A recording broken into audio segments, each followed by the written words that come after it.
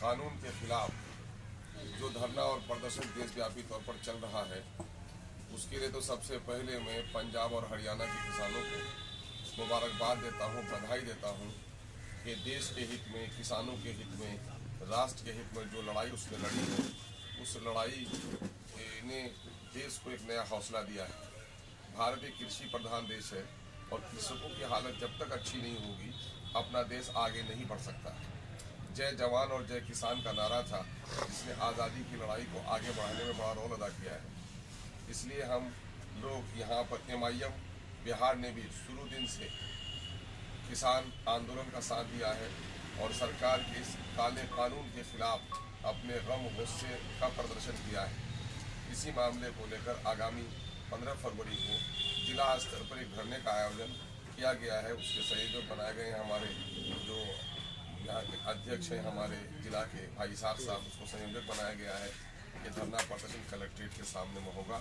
तमाम किसान भाइयों से, मजदूर भाइयों से और उन लोगों से जो लोग किसानों के हित में हैं, देश के हित में हैं और देश के सौदागरों के खिलाफ, जो देश को सारे मामले को निजीकरण नहीं किया जा रहा है बल्कि देश को बेचा जा रहा है, उसके खिलाफ जो लोग भी हैं, बुद्धिजीवी हैं, स्कॉलर्स हैं, पत्रकार हैं, समाज सेवी हैं, सब लोगों से MIM की ओर से अपील है कि किसानों के हित में उठिए, किसानों के संरक्षण के लिए उठिए और ये जो काला कानून जो किसानों के खिलाफ है, उनकी नस्लों के खिलाफ है, अपने कृषि को चौपट करके विदेशों के हाथ में अपने कृषि के पूरे तंत्र को देने की साजिश है, उसके खिलाफ उठना चाहिए।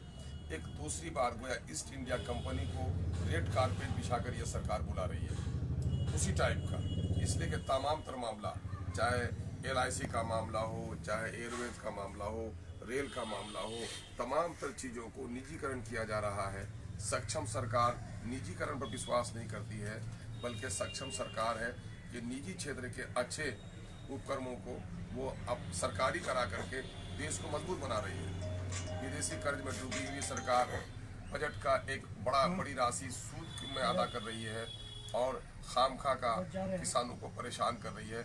ये मुद्दा ये हो गया है कि ये सरकार एजुकेशन को ख़त्म कर चुकी है, रोजगारों को ख़त्म कर चुकी है, कोरोना पर भी सही व्यवस्था नहीं कर पाई और GDP का रेट हमारा घट गया है, अंतर्राष्ट्रीय स्तर पर हमारी रैंकिंग कम हो गई है।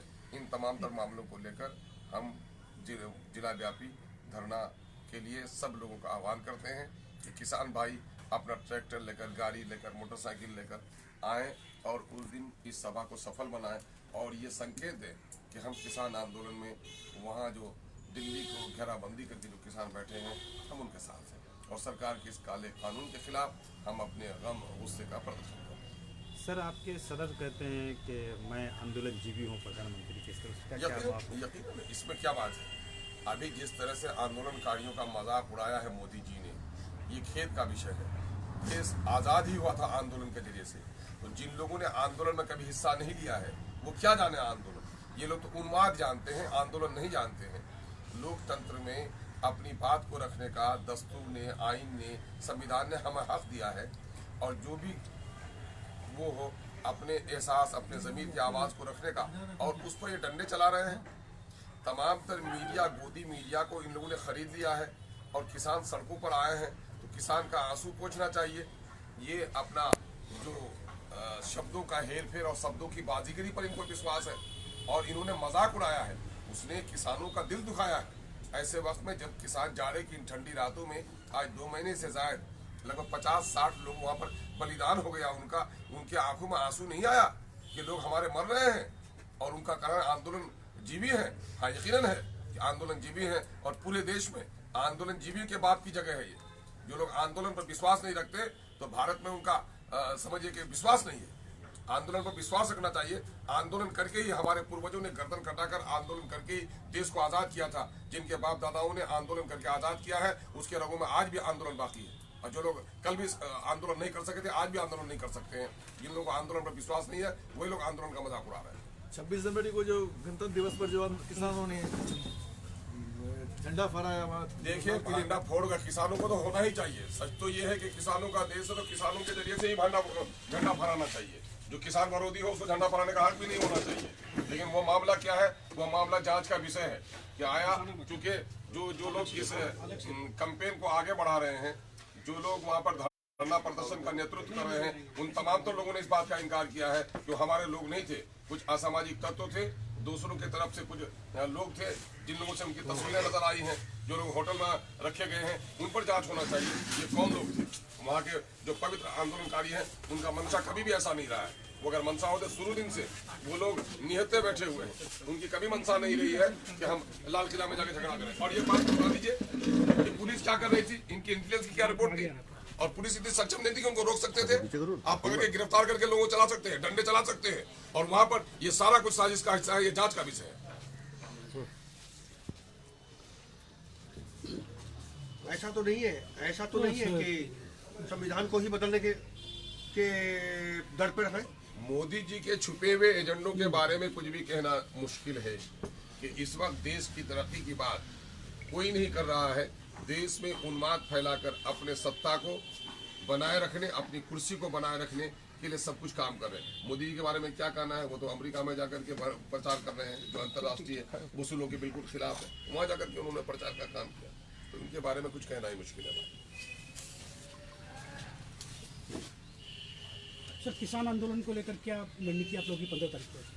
15 तारीख को जिला व्यापी हम लोगों का धरना है कलेक्ट्रेट के सामने में कि जो ये काला कानून आया है तो उसके खिलाफ किसान एकजुट हैं। और हम यहाँ सीमांचल से उन तमाम तर किसान भाइयों को जो सिंधु बॉर्डर पर और दिल्ली की घेराबंदी करके बैठे हैं, उन तमाम तर लोगों को बल पहुँचाना चाहते हैं, उनके समर्थन का प्रदर्शन करना चाहते हैं और सरकार के खिलाफ अपने गम गुस्से का इजहार करने जा रहे हैं कि ये काला कानून जो आया है किसानों के खिलाफ, फसलों की कीमत हमारी सही नहीं मिल पाएगी, बाजार का पूरा नियम ख़त्म कर दिया गया। बिहार में भी पहले मार्केटिंग बोर्ड का जो सिस्टम था वो ख़त्म कर दिया गया। आज भी मार्केटिंग टैक्स लोगों से लिए जा रहे हैं, लेकिन मार्केट में कोई सुविधा नहीं जा रही है।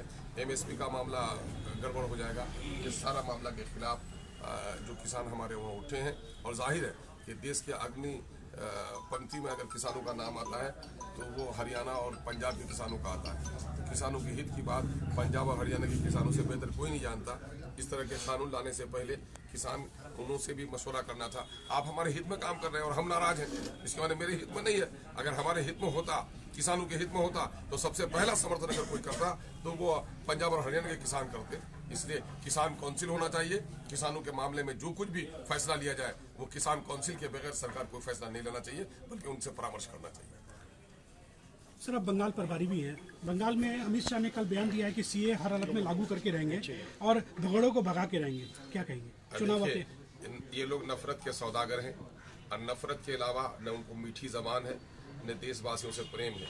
ये अपने कुर्सी के खातिर वो कुछ भी कर सकते हैं। गुजरात के 2002 का आपको याद होगा कि वो 2002 में लाशें बिछी थी, इंसानी खून बह रहा था, और उस वक्त के मुख्यमंत्री कह रहे थे कि हम यही तजुर्बा पूरे मुल्क में दोहराने का काम करेंगे। ऐसे लोग हैं जिन लोगों को मानव पीड़ा से भी कोई सरोकार नहीं है।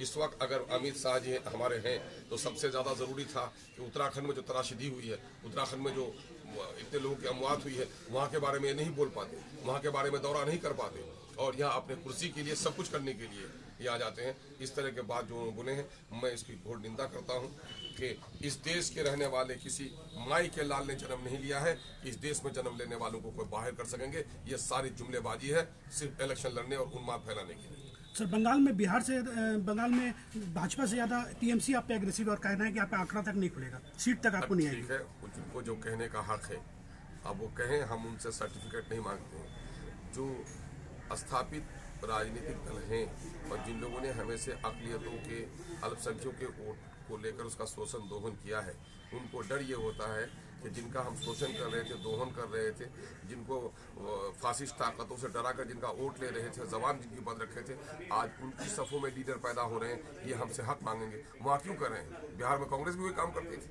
पूरे देश स्तर पर देखिए कि अक़लियतों के वोट की जो लोग हमेशा कब्जा जिनका रहा, वो तमाम तो लोग समझ रहे कि मेरे पाँव तले ज़मीन खिसक रही है। ये आवाज़ सबों की है, ये कोई नई बात हमारे लिए नहीं है। तो कितनी सीटें लाएंगे आप सर? हम लोग हमारा संगठन बन रहा है और हम अपने संगठन विस्तार के बाद हम आकलन करेंगे कि हमको कितने सीटों पर लड़ना होगा। अभी तो हमारे परिचय का दौर चल रहा है। जाहिर है कि हम पहले से वहाँ हैं नहीं, तो अभी हमारी मीटिंग चल रही है और हमारा संगठन बन रहा है, उसी के आधार पर अगला फैसला हम लोग करेंगे। रणनीति क्या होगा सर? रणनीति क्या होगा बंगाल चुनाव में? बंगाल चुनाव में रणनीति देखिए, फुरफुरा शरीफ का मामला रणनीति का मामला, तो जाहिर है कि रणनीति ऐसी होती है जो सारी पहले बताई नहीं जाती है। रणनीति का कुछ हिस्सा जाहिर होता है, कुछ हिस्सा बातिन का भी होता है। कि हम अपनी लाइक माइंडेड पार्टियों से हमारी बात चल रही है और लाइक माइंडेड पार्टी से कुछ ओपन मीटिंग भी हमारी हुई है, तो हमारी वो होगी। हम जो कुछ भी करेंगे फासिस्ट ताकतों के खिलाफ, जो लोग समाज में नाइंसाफ़ी कर रहे हैं, अक़लियतों को, दलितों को, पिछड़ों को, वंचितों को, जो लोग इंसाफ नहीं देना चाह रहे हैं, उनके खिलाफ हमारी लड़ाई है और उसी के लिए हम लाइक माइंडेड लोगों को तलाश कर रहे हैं। फुरफुरा शरीफ वालों से हमारी निकटता है, हम आशा करते हैं कि फुरफुरा शरीफ वालों के साथ मिलकर के एक अच्छा काम करने का हमको मौका मिलेगा।